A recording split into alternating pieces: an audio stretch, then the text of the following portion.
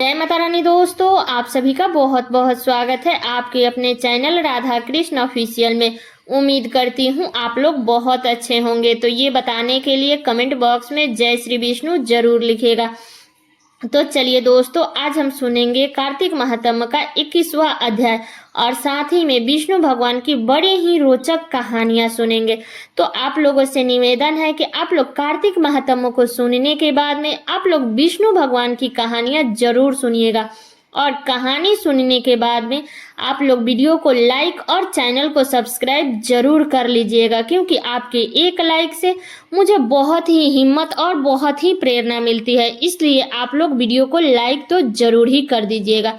तो चलिए सुनते हैं कार्तिक मास की 21वां अध्याय। तो जैसे कि आप लोगों ने पिछले अध्याय में सुना कि कैसे शंकर जी ने जलंधर को मार दिया और जलंधर के शरीर का जो तेज था वो शंकर जी के शरीर में प्रवेश कर गया और जलंधर को देख करके देवता सब गंधर्व प्रसन्न हो गए। अब चलिए सुनते हैं इसके आगे की कथा।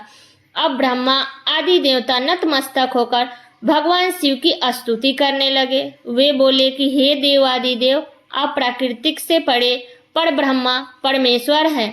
आप निर्गुण निरंकार एवं सब ईश्वर होकर भी नित्य अनेक प्रकार के कर्मों को करते हैं। हे प्रभु, हम ब्रह्मा आदि समस्त देवता आपके दास हैं। शंकर जी, हे देवादि देव, आप प्रसन्न होकर हमारी रक्षा कीजिए। हे शिव जी, हम आपकी प्रजा हैं तथा हम सदैव आपके शरण में रहते हैं।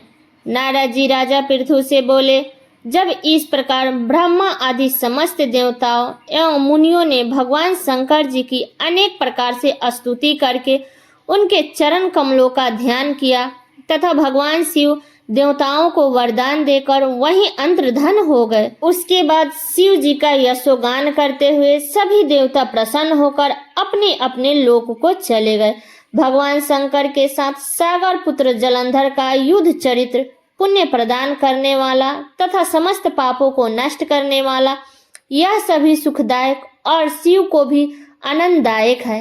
इन दोनों आख्यानों को पढ़ने एवं सुनने वालों को सुखों को भोग करके अंत में अमर पद की प्राप्ति होती है। तो ये थी कार्तिक महात्म्य का 21वां अध्याय। अब चलिए सुनते हैं विष्णु भगवान की कहानी। किसी गांव में एक साहूकार और साहूकारनी रहती थी। साहूकार के एक बेटे तथा एक बहू थी। साहूकार की बहू बहुत ही धार्मिक प्रवृत्ति की थी। रोज सुबह पूजा पाठ करती थी और भगवान श्री हरि विष्णु में उसकी गहरी आस्था थी। वह हर रोज केले के पेड़ को सींचती, उसकी पूजा करती थी और केले के पेड़ के पास बैठकर भगवान विष्णु की कथा सुनती थी। जब साहूकार की बहू केले के पेड़ का पूजा करने और सींचने जाती तो वो अपने ननद को भी साथ लेकर जाती थी। ननद को भी कथा सुनाती और पेड़ सींचने को कहती थी। साथ ही बहू हर रोज भगवान से प्रार्थना करती थी कि हे श्री हरि विष्णु भगवान, मुझे एक पुत्र दे दो, मेरी मनोकामना पूरी कर दो। अगर आप मेरी मनोकामना पूरी करेंगे तो मैं अपनी ननद का विवाह आपसे करवा दूंगी। जब बहू रोज केले को सींचने आती थी तो ऐसे ही प्रार्थना करती थी। एक दिन भगवान ने सोचा कि यह रोज कहती है, अगर इसको बेटा मिल गया तो अपने ननद का ब्याह मुझसे करेगी। इसकी मनोकामना पूरी कर देता हूँ, फिर देखता हूँ कि ये अपनी ननद का ब्याह मुझसे कैसे करती है। तब भगवान श्री हरि की कृपा से बहू गर्भवती हो गई और उसे 9 महीने बाद एक सुंदर पुत्र की प्राप्ति होती है। लेकिन जब उसकी मनोकामना पूरी हो गई तो वह अपना वचन भूल गई, लेकिन भगवान उसका वचन नहीं भूले। जब उसका बेटा 1.25 महीने का हुआ और वह अपने मायके जाने लगी तो बहू को रास्ते में वही केला का पेड़ पड़ा जिसकी वह पूजा करती थी। जब वह केले के पास से गुजरी तो उसमें से एक आवाज आई कि अरे, तुम तो कहती थी कि तुम्हें पुत्र हो जाएगा तो तुम अपनी ननद का ब्याह मुझसे कर दोगी। अब तुम अपना वचन पूरा क्यों नहीं कर रही हो? यह वचन सुनकर बहू चौंक गई और आसपास देखने लगी तो उसे कोई दिखाई नहीं दिया। उसके पति भी उसके साथ जा रहे थे, लेकिन पति को कुछ आवाज सुनाई नहीं दिया। फिर उसे दोबारा आवाज सुनाई दिया। फिर वह दोबारा आसपास देखने लगी। तभी बहू की नजर केले के पेड़ पर पड़ी जो जोर जोर से हिल रहा था। तब उसे लगा कि आवाज केले के पेड़ से आ रही है। वह बहुत डर गई और उसने अपनी बात याद आ गई, तो वह अपने बच्चे को लेकर जल्दी जल्दी वहां से चली गई। वह जब अपने मायके गई तो मायके में भी घबराई हुई रहती थी। तब उसके माता पिता ने उससे पूछने लगे कि तुम घबराई हुई क्यों रहती हो, क्या परेशानी है? लेकिन उसने किसी से कुछ नहीं कहा और वह मायके से फिर ससुराल आने लगी। तो वह दूसरे रास्ते से होकर आई और ससुराल में भी वह परेशान रहती थी। तब उसके पति और सास ससुर पूछने लगे कि जब तुम गई थी तो बहुत खुश थी और जब आई हो तो उदास क्यों हो?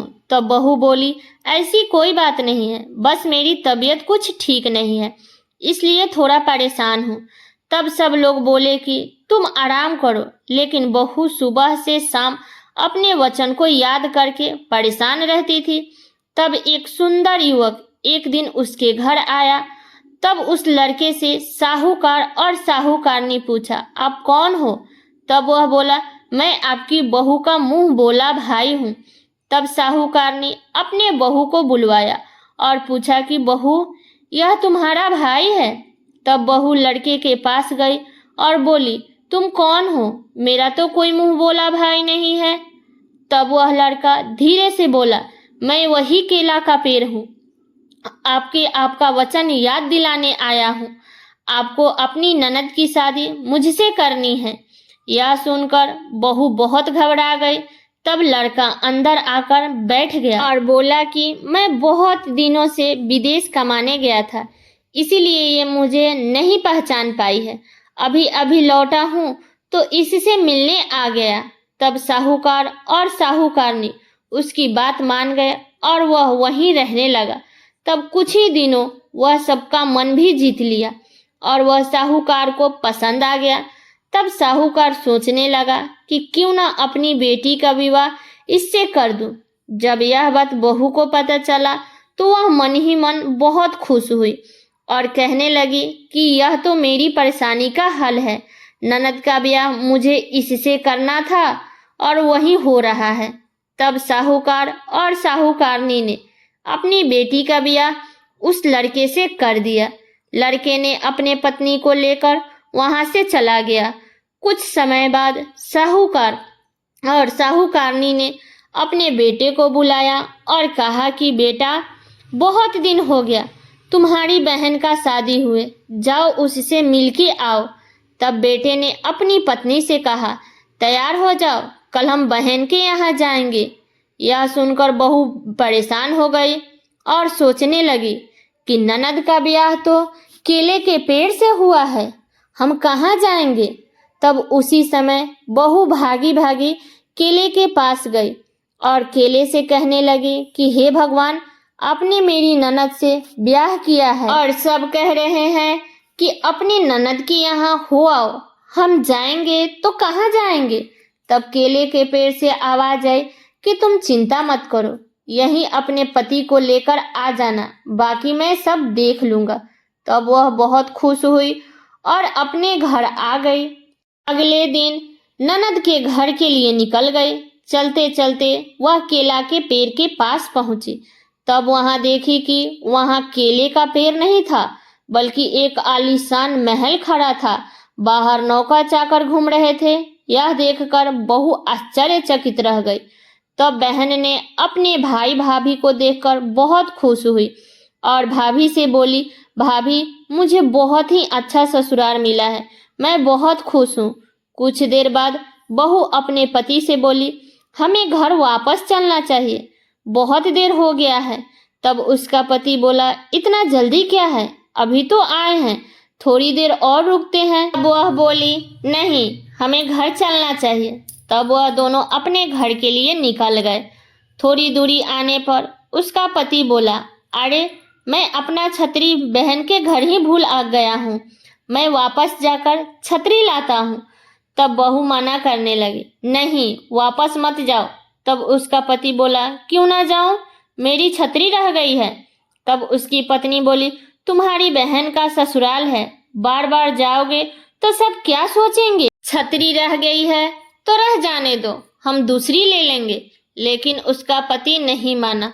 वह वापस उसी स्थान पर पहुंचा तो देखा कि बहन के महल के जगह एक केले के पेड़ खड़ा था और उस पर उसकी छतरी टंगी थी। यह देखकर भाई बहुत आश्चर्य हुआ। वे अपनी पत्नी से बोला कि तुम्हारे भाई का घर कहाँ गया? अभी तो यही था। सच बताओ, तुम्हारा भाई कौन है? तुमने मेरी बहन की शादी किसी से करवा दी है? तब बहू बोली, घर चलो, सब बताती हूँ। घर आने के बाद उसने अपने सास, ससुर और पति को सारी सच्चाई बता दी और बोली कि ननद की शादी केले के पेड़ से हुआ है, भगवान से हुई है। यह सुनकर वे सभी बहुत खुश हुए और बोले, बहू, तुम्हारे पूजा के प्रभाव से हमारी बेटी का विवाह भगवान से हुआ है। तो हे भगवान, जैसे केले के पेड़ का सींचने का फल बहू और उसकी ननद को दिया, ऐसे ही सबको देना और सबकी भला करना। तो ये है कार्तिक महात्म्य की कथा और विष्णु भगवान की कहानी। तो ये कहानी आप लोगों को कैसे लगी कमेंट करके जरूर बताइएगा। और चैनल पे नए आए हैं तो सब्सक्राइब कर लीजिएगा, बेल आइकन को प्रेस कर दीजिएगा, जिससे मेरे वीडियो का नए नोटिफिकेशन आप सभी के पास में सबसे पहले पहुंचे। और वीडियो को लाइक कर दीजिएगा, क्योंकि आपके एक लाइक से मुझे बहुत ही मोटिवेट मिलता है। तो वीडियो को लाइक कर दीजिएगा और वीडियो को शेयर कर दीजिएगा, ताकि हर कोई कार्तिक महात्म्य और विष्णु भगवान की कहानी को सुन सके। तो चलिए दोस्तों, मिलती हूँ अगले वीडियो में किसी नए वीडियो के साथ में। तब तक के लिए नमस्कार।